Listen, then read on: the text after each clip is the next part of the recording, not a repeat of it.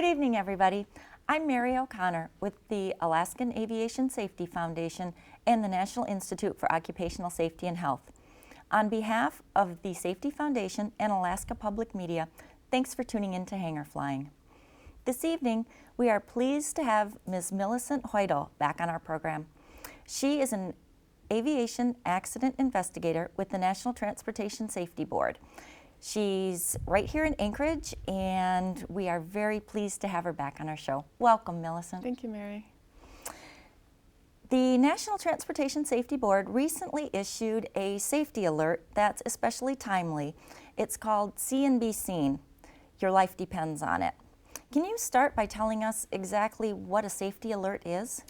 A safety alert is an informal tool that the board uses to educate pilots and mechanic and the flying, general aviation flying public about special emphasis areas and trends that we may be seeing in our accident data.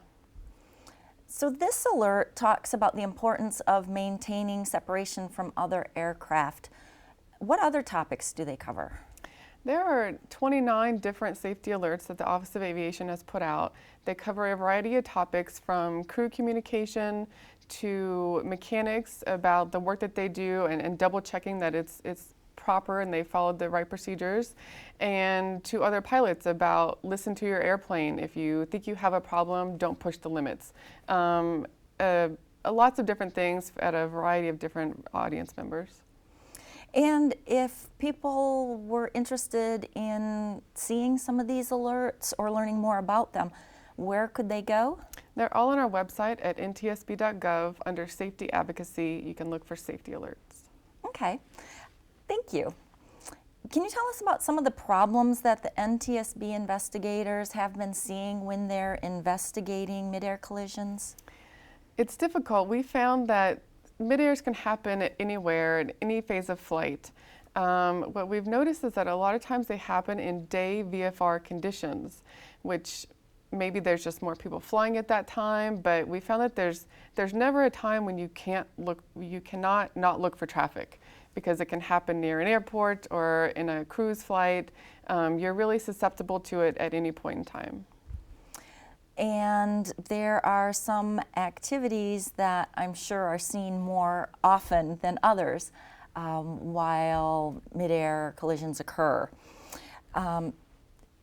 Is it true that most mid-air collisions are fatal or they involve serious injuries? Because it seems that we hear about them and they're very, very rarely are they just minor bending metal, but there's often very, very tragic outcomes. Right. A mid-air is a catastrophic event. It can be even a glancing contact from two airplanes can have huge effects on how they perform. So when we hear about mid-airs, we often assume that there is a serious injury or fatality involved. So the safety alerts follow a format, and there is a section on related accidents that are shown as examples of the topic. And two of the accidents that are mentioned in this safety alert occurred in Alaska. So we've had two mid-air collisions already this flying season here, and we just had a fatal one in Alberta, Canada earlier this month. So what are some common factors that are seen with the mid-air collisions?